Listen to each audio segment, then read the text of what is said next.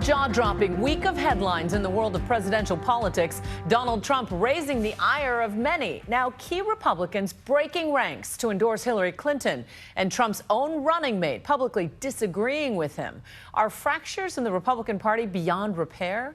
Here's ABC's David Wright with Your Voice, Your Vote. Wow, what a crowd. What a crowd. Today in Florida, Donald Trump insisted his campaign is firing on all cylinders. The campaign is doing really well. It's never been so well united. An incredible statement, considering some of his strongest supporters are practically begging him to rein it in. You have one person to attack, Hillary Clinton. Other prominent Republicans are jumping ship altogether. You know, look, I'm an American before I'm a Republican. And for me, you know, I can't get there on a nominee that will denigrate somebody that is standing up, honoring their son, somebody that makes fun of the disabled, somebody that wants to get cozy with Vladimir Putin. Representative Kinzinger isn't alone. Today, Hewlett-Packard CEO Meg Whitman announced she'll vote and raise money for Hillary Clinton. There are a lot of folks in the Republican Party who may not have loved Donald Trump, but had convinced themselves that he's better than Hillary Clinton. But over the last couple of days, his actions have caused a lot of folks to question those assumptions. This after a week of Trump-inflicted wounds. He has got to find a way to slow down, really learn some new lessons. I mean, this is a little bit like The Apprentice. And we all know what happens when The Apprentice doesn't measure up. You're fired. You're fired.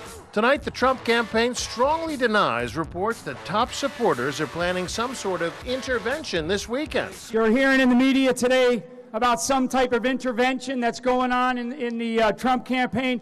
The intervention is the intervention by the American people against Washington, D.C. But Trump is in danger of tarnishing his party's image with key constituencies.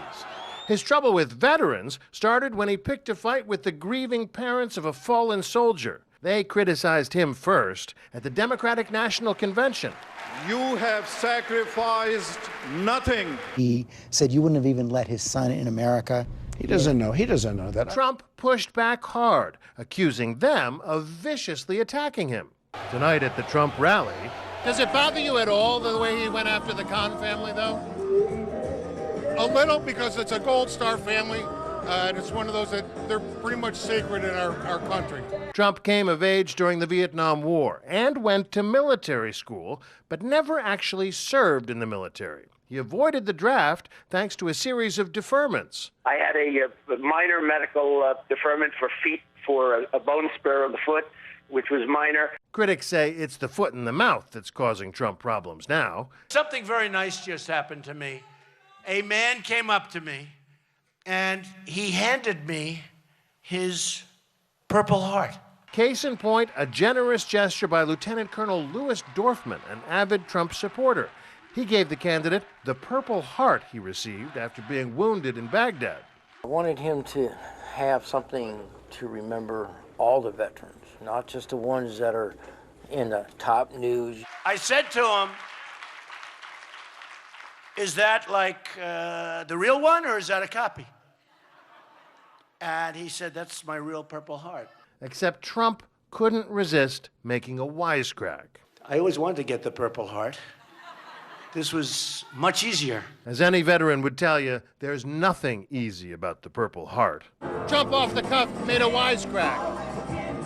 Was that disrespectful? A lot of times it's taken out of context. I mean, it's one of those that, hey, I didn't work that hard to receive this medal.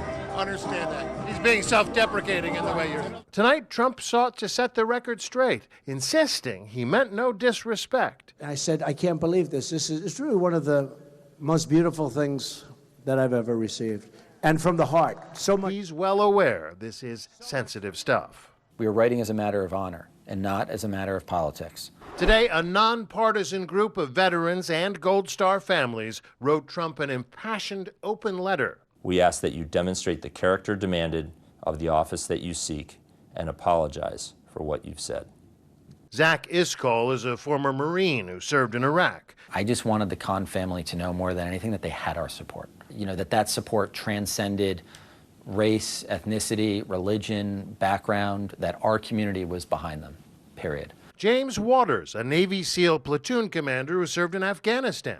He's a registered Republican. Mr. Trump's actions in attacking a Gold Star family was inappropriate, immoral, unethical. A lot of discerning veterans who would normally remain on the sidelines have now been inspired to get involved. War heroes aren't the only ones taking offense at Trump's rhetoric. Women, too, are crying foul over this moment from a rally in Virginia. I have the biggest bank in the world as a tenant of mine in New York.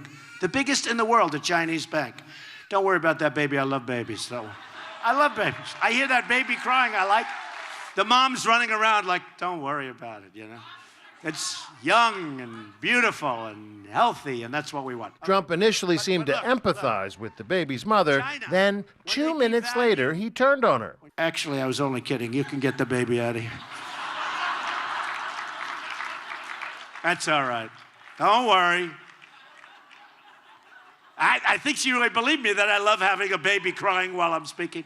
That outburst flies in the face of one of the oldest rules of American politics, kissing babies, a presidential cliche. There's a reason why politicians like to kiss babies, Trump included, because it's supposed to make them seem nurturing and trustworthy. Trump now doesn't seem so kid-friendly. Throwing a baby out of a rally, all of these things that during the primary campaign kept Donald Trump in the headlines and may have actually helped him become the Republican nominee are actually getting him off course.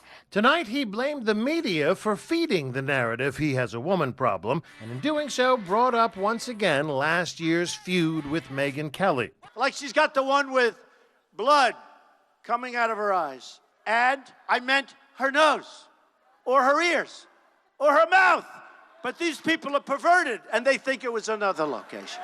Tonight, plenty of women we met at the Trump rally are willing to give him the benefit of the doubt.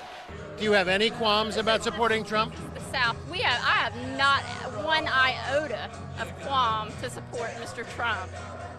Not one bit. And you, no reservation?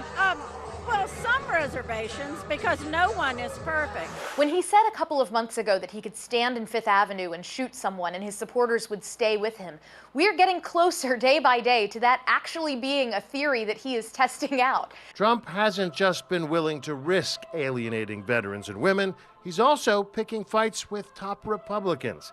He says he hasn't yet decided if he'll endorse House Speaker Paul Ryan or Arizona Senator John McCain in their re-election bids. Trump's running mate did endorse Ryan today.